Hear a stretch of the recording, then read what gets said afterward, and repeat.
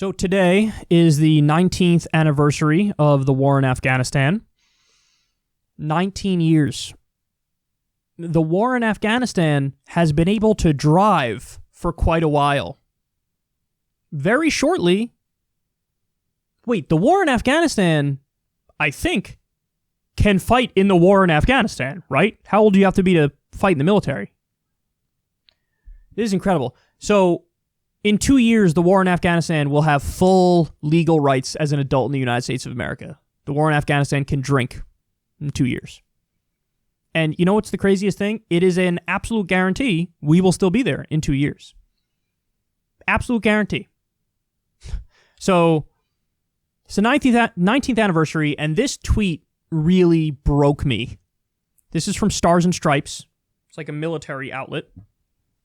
Years after they fought in Afghanistan, U.S. troops watched their children deploy to the same war.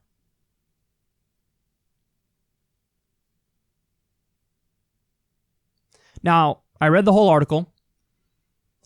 They're not presenting that as a negative. They're not necessarily presenting it as a positive, but they almost present it as like a value neutral, like this is a thing that's happening. There are moments in the article where they try to allude to like, hey, we've made a lot of progress, haven't we? So there are little propaganda lines of like, it's kind of been worth it, right? They say something about, well, we've ushered in a new era where there's more freedom and democracy and freedom of speech. Right. I'm sure.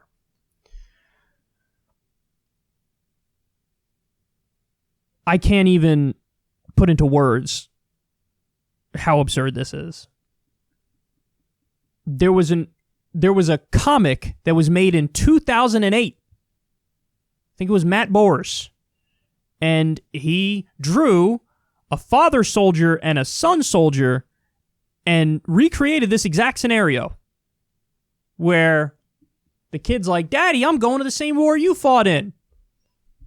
And the dad says, that's right, son. This is just like getting the same factory job that's always been in our family. Something along those lines. The whole idea of that was to show how grotesque and insane and out of bounds and out of whack the whole system has become. And the war fever is, and the military-industrial complex is. And that actually came true. It came true. 19 years in. And these are the kinds of articles that get written. By the way, if you watch CNN, MSNBC, Fox News, you wouldn't even know that we're still in multiple wars. Have at least 2 wars where there's boots on the ground, as they say, right? And then you have, 6 others at least, probably more, where it's like drone warfare, and it's like one version or another of intervention militarily. If you watch corporate media, it's like we're in a time of peace. They just don't cover the wars. They act like we're not there, even though we are.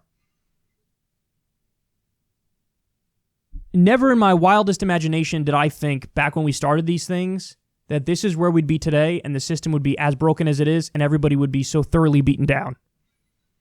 Like, there are people who probably don't even know we're still at war because it's never talked about in the media and the politicians don't do anything to stop it. And it just keeps going. On and on and on and on and on. You know it's bad because nobody even bothers to define victory anymore. This drives me crazy. I remember back in the early 2000s, 2003, 2004, 2005, where there would be heated debates. Have we reached our goals? Well, here are the goals. Have we reached these goals? Nope, we need more money, we need more time. Now, goals? Goals? Nobody says anything about goals. The idea is, like, what do you mean? That this is what we do. We're the United States of America. We invade places, and we bomb stuff, and then we stay there. The original reasons for going into Iraq and Afghanistan, what were they? We got to get Saddam Hussein. We got to get Saddam. He worked with Al-Qaeda. He worked with Osama bin Laden on 9/11. And the reason why we're in Afghanistan is we got to get Osama bin Laden. We got to get Al-Qaeda. That's where they are. Osama's been dead. Saddam Hussein has been dead. Al-Qaeda's triple digits is how many Al-Qaeda there are in Afghanistan. A couple hundred, maybe? That's according to our intelligence agencies. So why are we still in any of these places? Why are we still there? We've done the things that we said early on, like these are the things we're there for. Okay, you did them. Why are we still there? Nobody will tell you. Nobody will say anything. And the reality is, this is pretty ugly, but it has a lot to do with the fact that war is very profitable. Smedley Butler said it. War is a racket. We have a military-industrial complex, and a lot of people make a lot of money as a result of us permanently being at war. That's one of the major reasons. Another major reason is natural resources. Oil production shot through the roof when we started occupying Iraq. In the case of Afghanistan, there's trillions of dollars of mineral wealth. We don't want to leave that. If we leave, oh my God, China can get that. We don't want to allow them to get that. So we stay there and we act like, oh, there's something, freedom and democracy or something. We need to beat the bad guys. There's so many bad guys here. We bombed a hospital, a Doctors Without Borders hospital a couple of years ago in Afghanistan, killing massive numbers of civilians. We've allied with warlords in Afghanistan who had child sex slaves, and then when our military people blew the whistle on it, they were dishonorably discharged.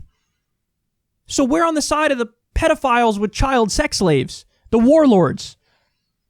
But something, freedom and democracy, we got to be there to maintain order or whatever. This is all a big joke. And at the same time, we're spending billions and billions and billions of dollars every month in these wars. Every month. People here don't have health care. People here are up to their eyeballs in student loan debt. Our infrastructure is crumbling and gets a grade of D+, according to the Society of Civil Engineers.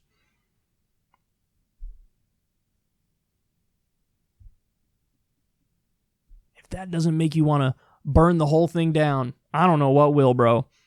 I know I brought this fact up a million times, but I'm going to bring it up a million more. $80 billion was the increase in 1 year. The increase in 1 year in our military budget. Free college for everybody would have cost $60 billion. We did the military increase. We didn't do the free college, and nobody said a goddamn word about how are you going to pay for it. Father and son fighting in the war in Afghanistan. And this is presented as a value-neutral thing. We should look at it like this is the dumbest thing I've ever seen. It's a monstrous thing, and we should all be against it. Bring the troops home immediately. Reinvest here at home immediately. What are we doing? We don't have any moral authority anyway. Look at our government. Look at who runs it. And the world is just supposed to accept like they're in charge. What? We're in charge? Trump can't run an Arby's, never mind an empire.